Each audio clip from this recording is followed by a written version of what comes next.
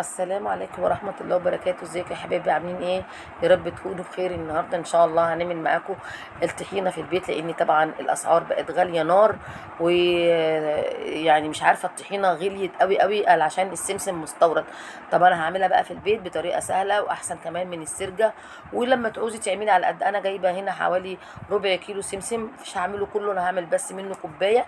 ولما عاوز ابقى اعمل تاني، انا جبت هنا كوباية سمسم زي ما وريتكم كده، المعيار بتاعها كوبايه شاي، كوبايه مج، اي حاجه العيار اللي انت عايزه تعايري بيه. وحطيتها كده على النار وقلبت فيها علشان اخرج الرطوبه من السمسم. انا مش هحمره يا حبايبي، لا، انا بس اخرج منه الرطوبه لحد ما ايدي كده تستحمل السخونيه بتاعته، يبقى هو كده الرطوبه خرجت منه. بس ايدك تبقى فيه وما تسيبوهوش عشان ما يتحرقش منك.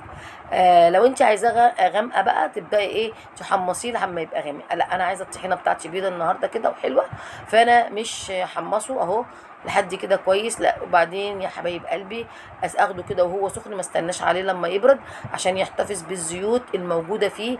اخده كده على المطحنه او على الكبه بتاعتي عشان اضربه في قلب الخلاط، او مطحنه الخلاط او الكبه، عشان تبقى ناعمه معايا قوي قوي زي الرمله المبلوله كده الناعمه. ماشي يا حبايب قلبي. طبعا انا لازم تبصي في الدقيق قبل، في السمسم قبل ما تعمليه، علشان ساعات بيدود. فطبعا احنا لو جايبين كميه من السمسم بنحطه في قلب التلاجة، في درج التلاجة، ولما بعوز باخده. اديني انا حطيت ايدي فيه كده، هو كده خلاص كفايه كده. هاخده بقى كده من على النار، اجيب الكبه بتاعتي او المطحنه اي حاجه عندك، وهي سخن كده تحطي فيها، ونبدا ان احنا ايه، نطحنه. نبدا نطحنه عشان يبقى في الزيت بتاعه كده، وريحه السمسم بتاعته تبقى حلوه وجميله. اهو يا حبايبي انا كده بقى اضربه كده على السرعه التانية عشان ينعم خالص. ولو لقيتيه لسه شويه تضربيه ضربه كمان، تضربي وتفصلي، تضربي وتفصلي، تمام. وتبص عليه برده، انا لقيته كده عايز ينعم شويه كمان، فحطيته في الكبه تاني، وهضربه ايه، ضربتين كمان كده. وخلي بالك من الكبه عشان ما تتحرقش منك، تضربي وتفصلي، تضربي وتفصلي، علشان يديكي النعوميه اللي انت عايزاها.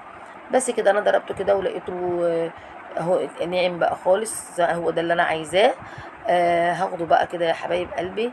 يا اما بتحطيه في الخلاط وبتنزلي الزيت سرسوب سرسوب، يا اما هنحط دلوقتي الزيت على السمسم. طبعا كوبايه السمسم بتاخد كوبايه زيت، كوبايه السمسم بياخد كوبايه زيت، واحط حبه حبه عشان اشوف القوام اللي انا عايزاه.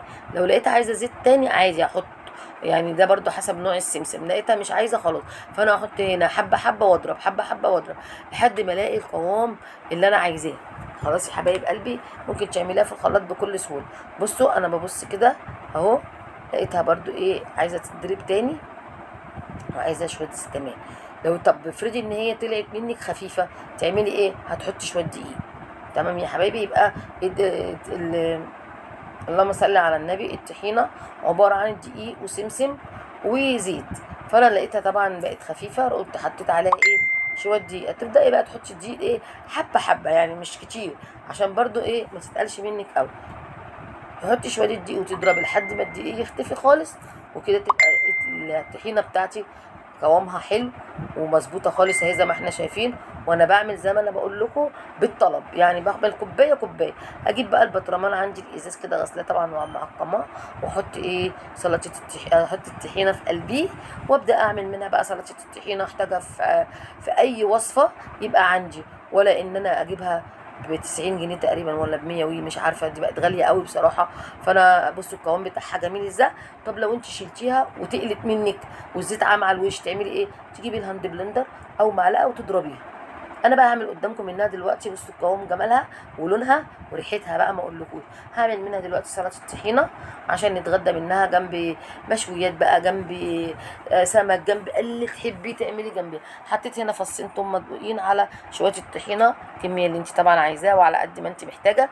وحطيت هنا شويه خل، وهقلب كده وافكك معايا الطحينه لحد ما بتتقل. ولو عايزه بقى شويه ميه بحط لها شويه ميه اهو. بصوا حطيت شويه ميه، ويا ريت تكون دافيه، يكون افضل يعني، علشان ايه، تتقل معاكي وتلف معاكي على طول. شايفين الطحينه بالذات يا حبايبي، سلطه الطحينه كل ما بتضربي فيها كل ما بتتقل. فانت بقى شوفي انت عايزه التقل بتاعها قد ايه، تقيله خفيفه، اللي يعجبك.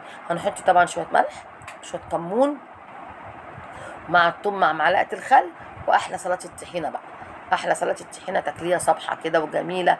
وحطيت برضو ايه اهو سنه الكمون وضربتها تاني. وعايزه بقى تزينها بشويه حته بقدونس صغيره كده، عايزه تحطي شويه شطه، اللي يريحك حطيه.